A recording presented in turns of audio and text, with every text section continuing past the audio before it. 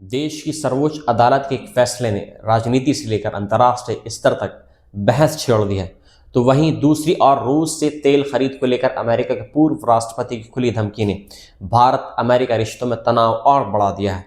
और तीसरी तरफ उमर खालिद को लेकर विदेशी नेताओं की टिप्पणी पर भारत की सियासत में ज़बरदस्त घमासान मच गया है। सबसे पहले बात देश की सुप्रीम कोर्ट से आई है, उस बड़ी खबर की जहां सुप्रीम कोर्ट ऑफ इंडिया ने 2020 के दिल्ली दंगे मामले में ऐतिहासिक और बेहद अहम फैसला सुनाया है। सुप्रीम कोर्ट ने जेएनयू के पूर्व छात्र नेता उमर खालिद और शर्जिल इमाम की जमानत याचिकाएं खारिज कर दी हैं, जबकि इसी मामले में गुलफिशा फातिमा, मीरान हैदर, शिफा उर रहमान, शादाब अहमद और मोहम्मद सलीम खान को जमानत दे दी गई। अदालत ने साफ शब्दों में कहा कि सभी आरोपियों की भूमिका एक जैसी नहीं है, कुछ की भूमिका केंद्रीय है और कुछ की सहायक, इसलिए सभी को एक ही तराजू में तोलना न्याय संगत नहीं होगा।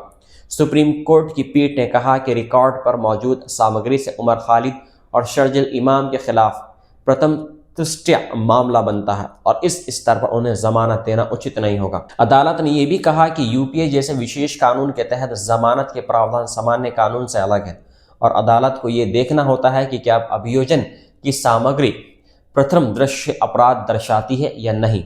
अदालत ने यह भी स्पष्ट किया कि लगातार हिरासत का असर संविधान के अनुच्छेद 21 के तहत दिए गए व्यक्तिगत स्वतंत्रता के अधिकार पर पड़ता है, लेकिन साथ ये भी कहा कि इस मामले में वैधानिक सीमाएं लागू होती हैं। सुप्रीम कोर्ट ने ट्रायल कोर्ट को निर्देश दिया कि संरक्षित गवाहों की जांच में किसी भी तरह की देरी न हो और मुकदमे को अनावश्यक रूप से लंबा न खींचा जाए।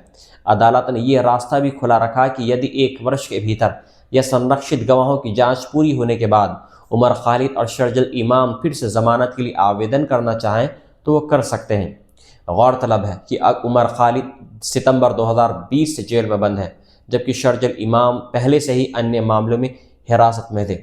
फरवरी 2020 में उत्तर पूर्वी दिल्ली में हुई सांप्रदायिक हिंसा में 53 लोगों की मौत हो गई थी और सैकड़ों लोग घायल हो गए थे और बड़े पैमाने पर संपत्ति को नुकसान पहुंचा था। इस पूरे मामले में दिल्ली पुलिस की जांच और यूएपीए के इस्तेमाल को लेकर देश और दुनिया में लगातार सवाल उठ रहे हैं। मानवाधिकार